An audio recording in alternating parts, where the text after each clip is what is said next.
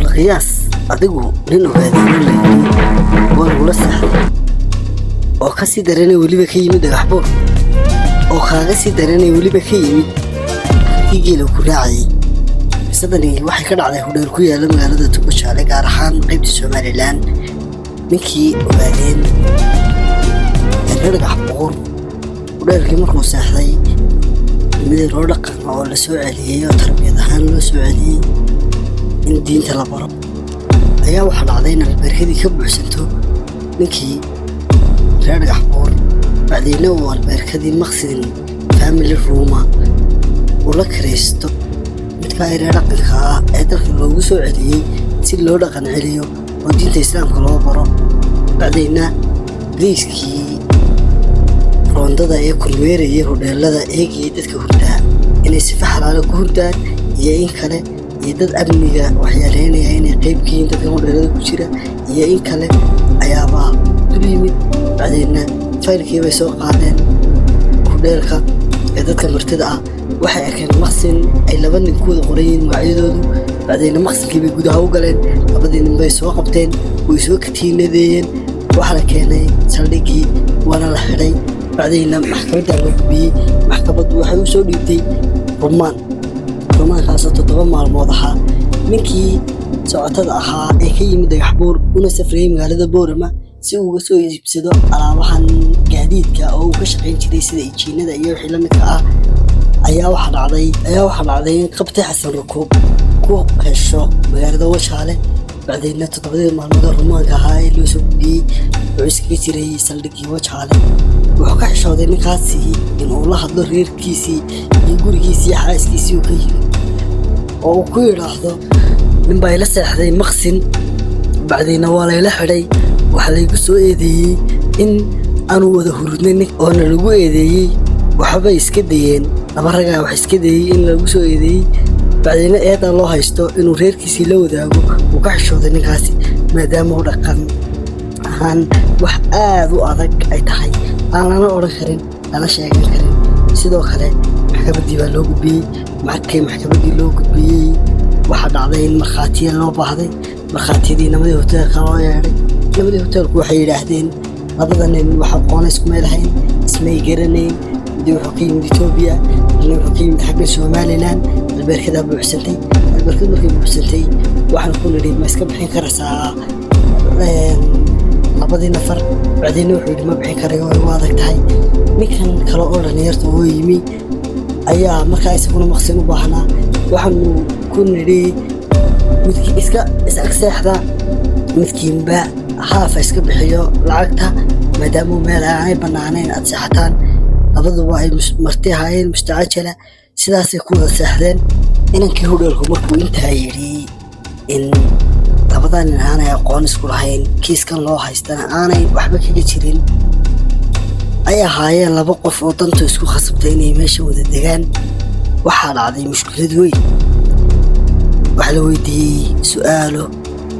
waa kuu soo dhaafay telefoonadooda laga qaaday markii uu biigla joogay bacdina waa la baaray kii yaraaye dhaqanka ahaa telefoonkiisii waxa laga helay nin saaran subxaan waqaadir nin saaran baa laga helay maadaama nin saaran laga helay kiiskii waa kaamay xaaladdu jiq bay noqotay maxkamaddii hadday tahay hadday xeer ilaalintii tahay waxaa la isla gartay in labada nin xidhiidhka dhexeeyey maadaama oo dhaqan xumo iyo anshax xumo laga helay mid ka mid ah telefoonkiisii sidaa darteed labadii nin markhaatiyadii hudheelka ayaa loo keenay su'aalaha la weydiiyey markii si fiican uga jawaabeen hawshu dhinac bay ka dhawaatay waxay ku dhawaatay in la fasaxo oo maxkamaddu ay fasaxdo labadii nin bacdina su'aalaha bilaabantay in mid walba gaarkiisa su'aal loo weydiiyo hebel istaag baa lagu ogi ninkii reer Xaboor ninka miyaad garanayseen su'aalaha caynka la weydiiyey si fiican uga jawaab waxaad samayseen miyaad ku tagteen intiiba wuxuu kaga jawaabay ninkii reer Xaboor maya kii yaraaye dhaqan celinta ahaa oo sidiisaba darooga inay ku mudantay la moodo ayaa la istaajiyey isagana wuu istaagay markuu istaagay wax la weydiiyey ninkan xiriir miyiga dhexeeyey haa ayuu ku jawaabay. waxaa la weydiiyey miyaad heshiis ahaydeen? haa ayuu ku jawaabay. waxaa la weydiiyey miyaad goobta wax shaqaa ku qabateen? haa ayuu ku jawaabay. wixiiba kiiskii weji kale ayuu yeeshay.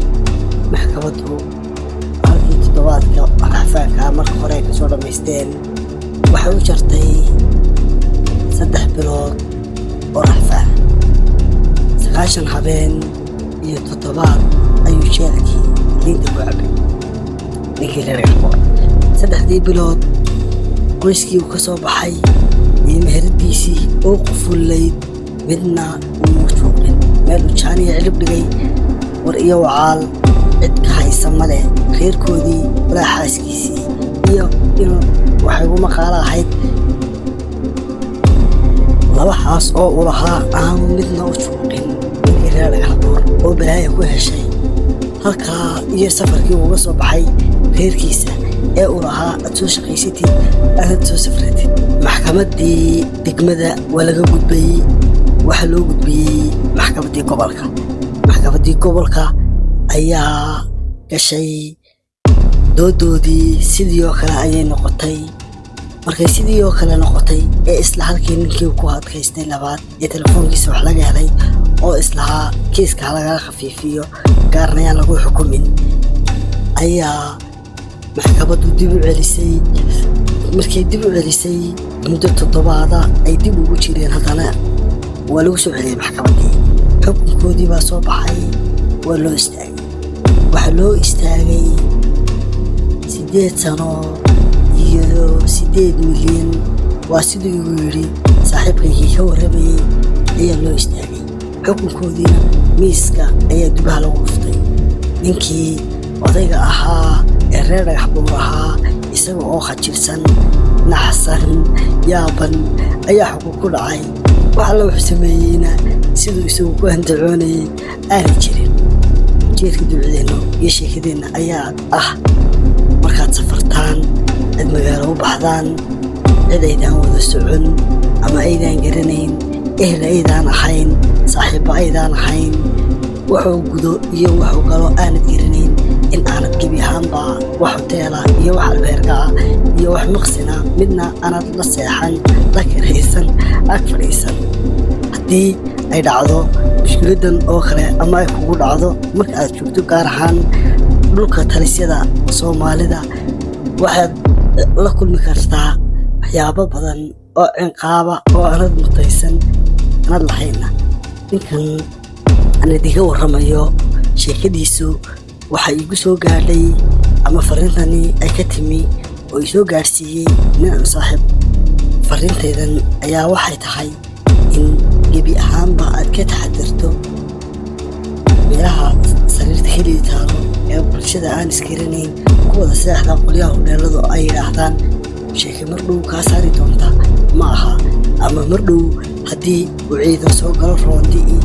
si dar alla abaa lagula kulmo ma aha wax kaa bixin doontaa xagga sharciga. guntii gabagabadii barnaamijkeennan iyo qisadan ninkii reer Dhagaxbuur ku dhacday waxaan ka qaadan karnaa ee cimra ah in qofku uu meel u gaara karaysto seexdo lacagtiisa koley lacag kuma habsaamo soo bixinaya. haddii uu hodheer kaa buuxsamo inaad fursad kale iyo hodheelo kala raadiso waqtina ku bixiso laakiin riski aanad qaadan. asalaamu calaykum waraxmatullaahi wabarakaatu. soo noqo dambe oo xiise leh subscribe-ta iyo share-tana yaan la ilaabin. asalaamu calaykum waraxmatullaahi.